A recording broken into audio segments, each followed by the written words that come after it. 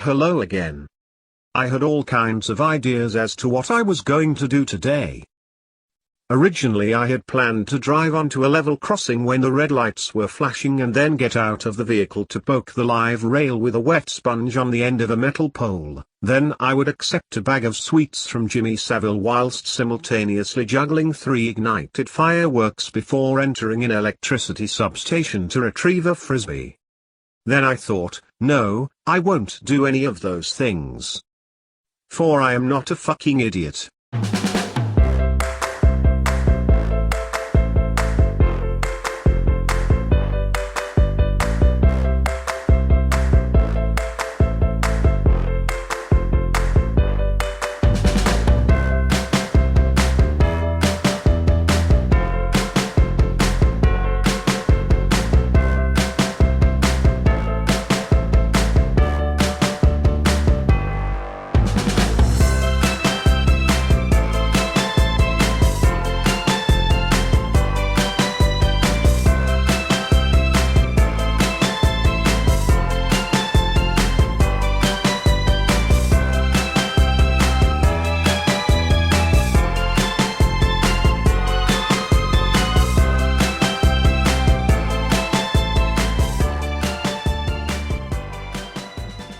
Welcome to a new episode of the Public Information Film Review. Fireworks displays are a lot of fun. There's nothing quite like leaving your home on a damp November evening to go to the park and watch. In awestruck wonder as your local council sets fire to several £1,000s worth of your tax money.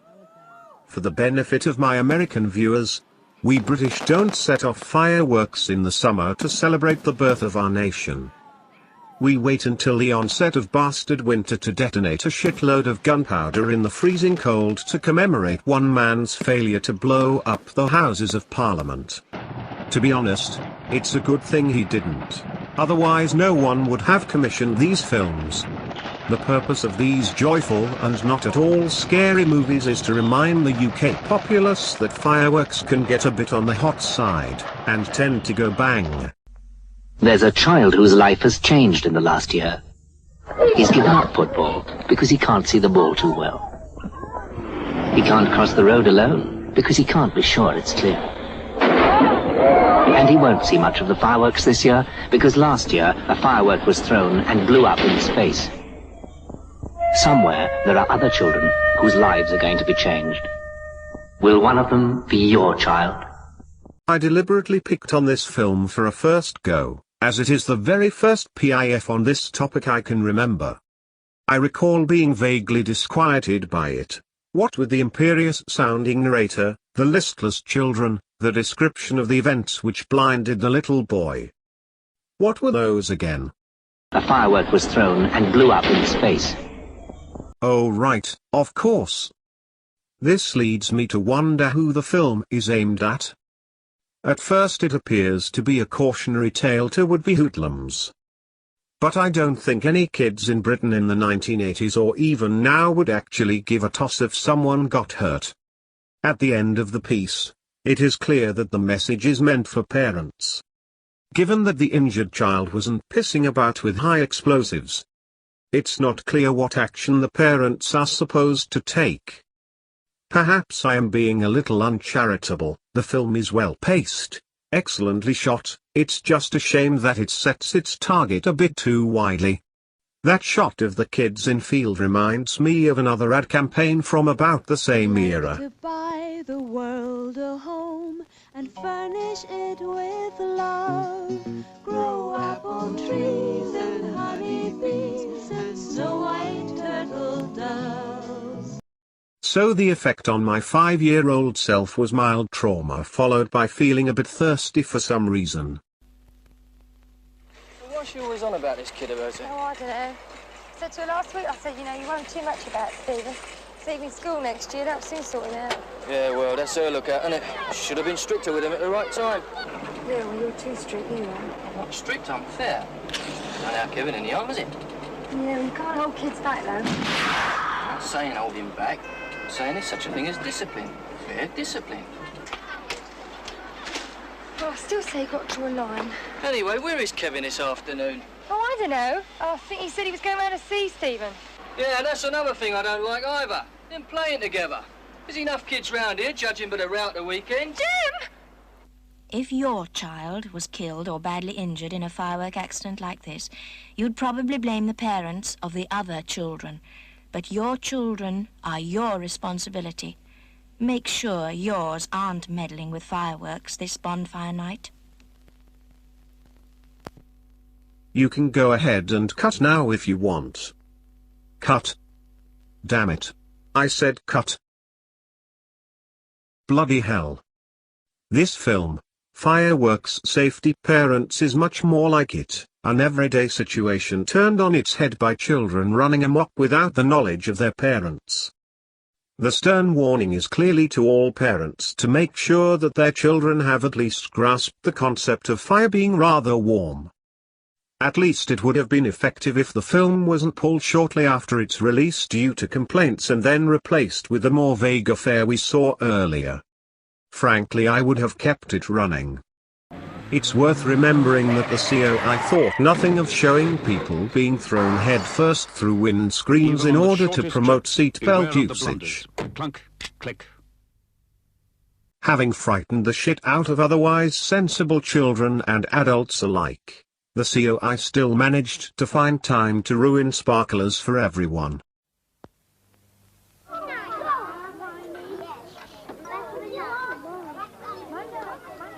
Even a sparkler can be dangerous if you don't take care. A sparkler stays hot even when it's out. Make sure your child doesn't start November the 6th like this. Thanks to this bloody film, I didn't pick up a sparkler until I was 8. And even then I only ever did it the once. By the time I was too old for sparklers, the UK government had come up with a much more sanitized campaign. 3 things to remember about sparklers. 1. A sparkler can seriously burn a child, so hold it at arm's length. Not the child, the sparkler. 2. When you've finished with it, put it in a bucket of water. No, not the child, the sparkler. And 3. Always hold it in a gloved hand. Well, now you're just being silly, aren't you?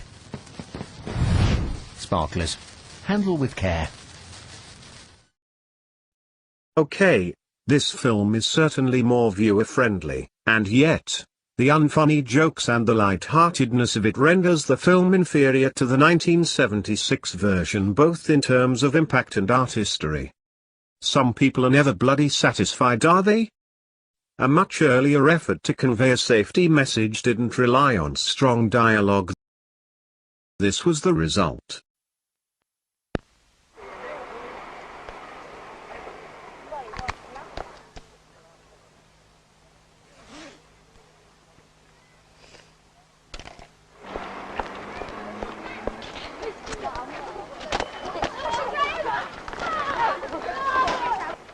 Meeting Julie, babe.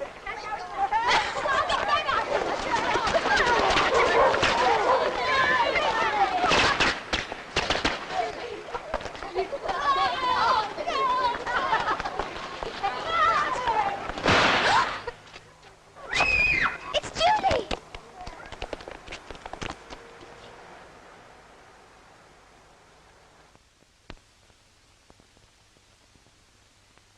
Way to go, dickhead. The camera work in this short film is amazing. It looks like Ken Loach directed it during a tea break in the middle of Kess. You have to feel for the poor boy who was dumb enough to chuck fireworks about.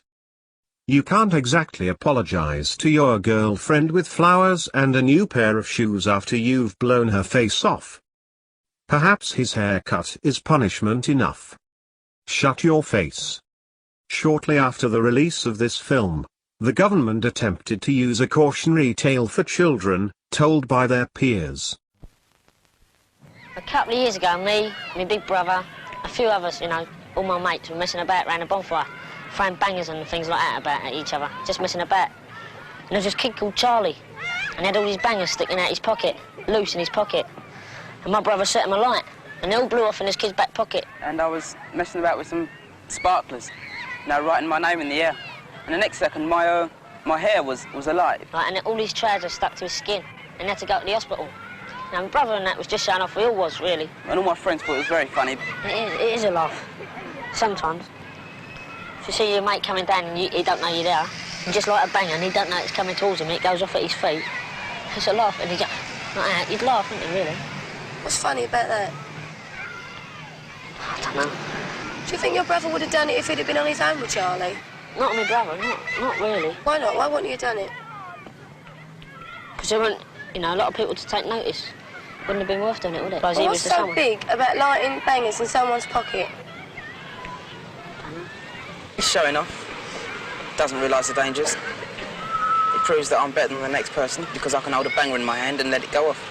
But, I mean, does it mean that someone's actually got to go for a really bad accident? I mean, there's some people really get burnt up bad for it all. And some kids die for really bad, burns and scar and everything. So they've got to go all through that before they're going to learn not to muck about with fireworks. Don't you think it's just a waste of life? Everyone thought a banger would just go bang and scare people. No one realised what he could do. He must have known that, John. If he's got bangers and he's got a match and he lights bangers in somebody's back pocket, he must have known something was going to happen. But I would never do nothing like that now. Not after that. It's the same with most kids. It's not until you have been badly burnt or had a very bad experience with fireworks that you realise how dangerous they are. They really can hurt. Bangers and rockets. For me personally, this is the most effective ad so far. It's not particularly scary, nor does it go over the top with artistic camera shots, but it gets its point across most effectively. At least someone actually says, "What's so big about lighting bangers in someone's pocket?" You go, girl. It wasn't too long before the COI changed tack again. On this occasion, we get a handbrake turn into the vaguely confusing.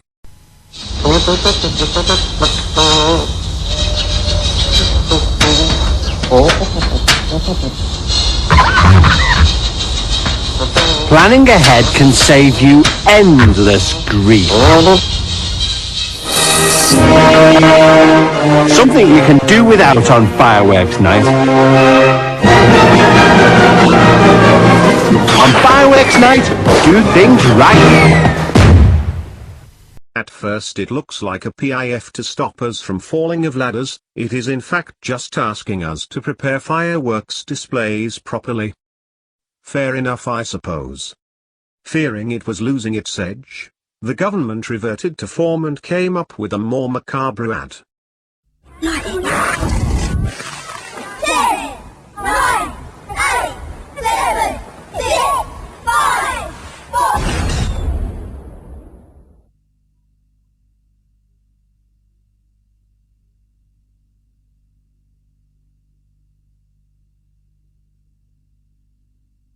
So, we've had a few appeals to our sense of reason, a light-hearted appeal to common sense, a vague request to prepare things properly, and a couple of ads which would not have looked out of place in Terence Fisher's filmography.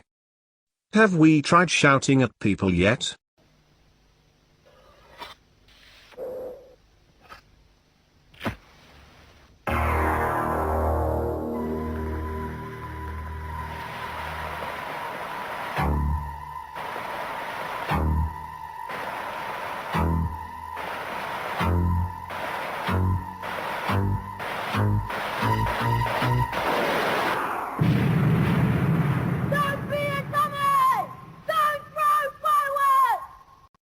Bravo. Thank you, David Lynch. If you thought that last ad and a couple of others in this episode so far were the stuff of nightmares, I'll bet you didn't reckon on the government actually conjuring up Satan himself to get the point across. I love people. I love to be around them, see them smile, see the laughing faces of their young and children in turn. I'm drawn to this flickering hypnosis, to reach out, as I do in fateful embrace. My name is Fire. Be careful when you're near me. I can't help myself. Well, that's just bloody marvelous, isn't it? For my fireworks display I will need buckets of water on standby, as well as an old priest and a young priest and a copy of the Roman ritual. What a shame Dennis Wheatley died before he could see that film. All of the preceding films serves only to reinforce my belief that these films were made by horror directors on their day off.